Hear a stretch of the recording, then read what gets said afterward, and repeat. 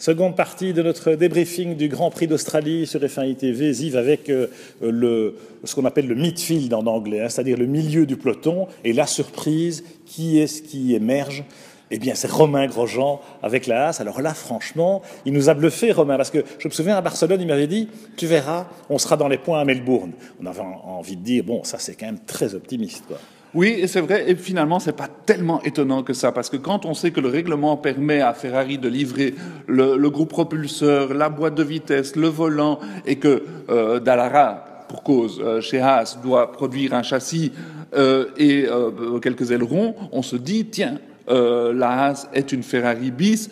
C'est vrai qu'ils n'ont pas ni l'expérience ni les moyens de Ferrari, mais malgré tout, ils savent que la voiture sera bien née.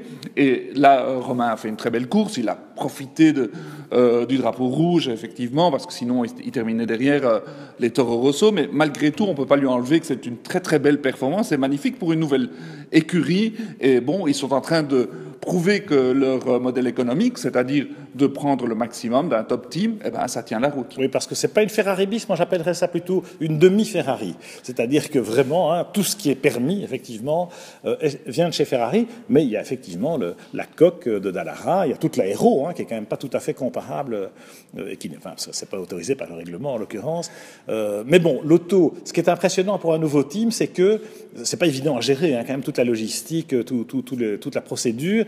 Et l'expérience de Romain, on sent que là, elle a bien aidé, parce qu'en course, alors c'est vrai qu'en qualif, il était très déçu, Romain, parce qu'il est passé à côté de la qualif. Ils n'ont pas pu faire leur deuxième tentative, alors qu'il était beaucoup plus vite que leur position sur la grille. Il avait une place quelque part en Q2. Et puis, en course, il l'a prouvé. Parce qu'en course, il partait un peu dans l'inconnu. Il a fait 39 tours avec les médiums. Mais même en fin de course, il larguait Hülkenberg. Attends, il y a quand même Force India, il y a la Williams de Bottas, il y a des Toro Rosso. La Haas, Ferrari, elle sera peut-être régulièrement dans les points, qui sait. Oui, et là, je me dis que Gene Haas a eu bien raison de faire appel à Romain Grosjean, de se dire, tiens, j'ai besoin d'un vrai leader, quelqu'un qui a de l'expérience et qui amènera la voiture à bon port. Ça, c'est déjà pari gagné du côté de Gene Haas.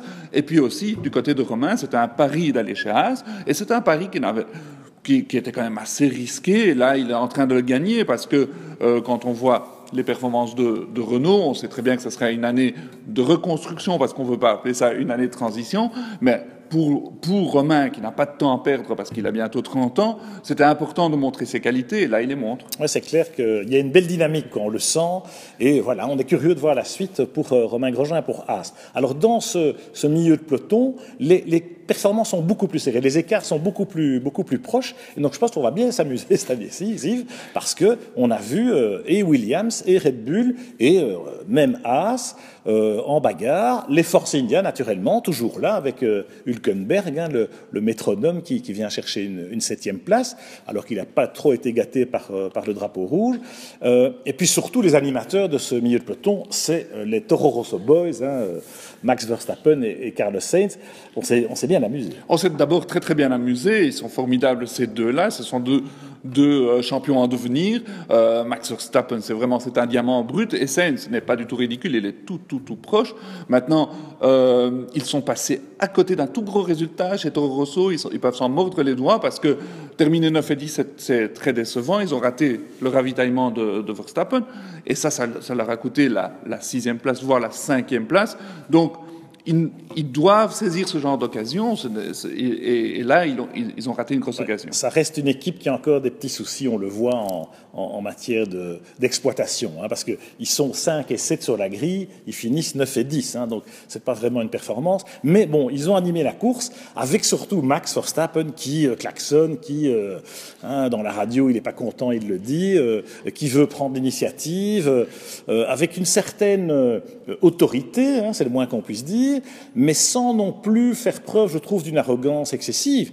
On le sent simplement, voilà, il a les dents qui rayent le parquet, si vous me permettez l'expression. Alors la défense de Sainz, elle a été brillante, et en fin de course, ils ont failli s'accrocher, il faut quand même pas l'oublier, mais ils ont aussi ce talent, cette adresse, ce brio, parce que même avec des pneus qui sont en bout de vie, eh bien, ils évitent le contact, enfin, ils se touchent à peine, et voilà, finalement, ils s'en sortent, mais il y a une rivalité formidable entre Verstappen et Sainz, et je pense qu'on va se régaler là aussi pendant toute l'année. Oui, on va se régaler toute l'année, on se régale déjà, c'est formidable de les voir. Quand ils sont dans un peloton, on sait toujours qu'il va se passer quelque chose, et ils sont tellement adroits et tellement malins. On a vu Verstappen dépasser vraiment encore une fois à l'extérieur en réfléchissant 2-3 virages plus loin. C'était très très très beau à voir, et en ne s'accrochant pas comme s'il était un vieux routier.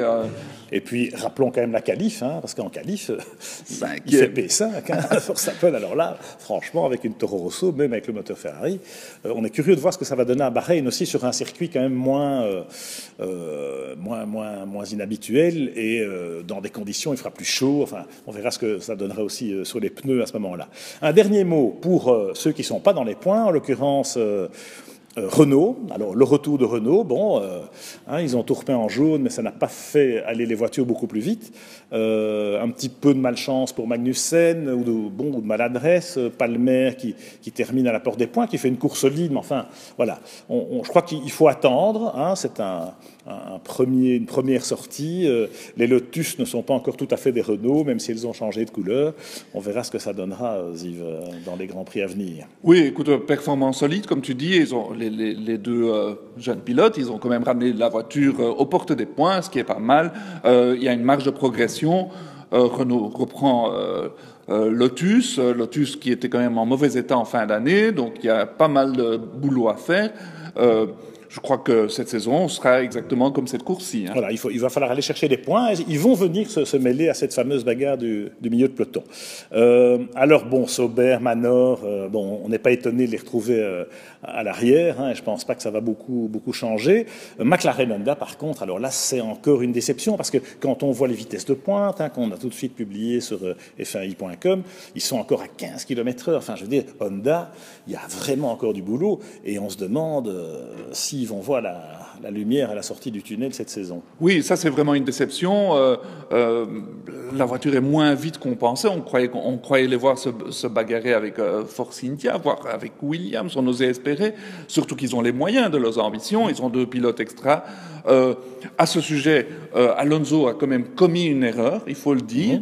Et l'année passée, il en a commis aussi quelques-unes. Il a dit qu'il avait mal piloté. Donc moi, je commence à un tout petit peu m'inquiéter pour lui. Je me demande si il commence pas à faire la saison de trop. En tout cas, la frustration est tellement grande d'être derrière que les erreurs s'accumulent. On n'est pas habitué à ça de lui. Alonso est un immense champion, il ne faut pas se méprendre, mais c'est vrai que ça commence à user, et là, ça a failli mal se terminer. Ouf, encore une fois. Mais c'est vrai que se battre avec Gutiérrez sur une Haas, on sent qu'Alonso, il trépigne d'impatience, et donc c'est des erreurs un peu de précipitation. Voilà ce qu'on peut dire de McLaren Honda. Alors, aux essais, il disait que ça allait beaucoup mieux que l'année dernière, et que machin, etc.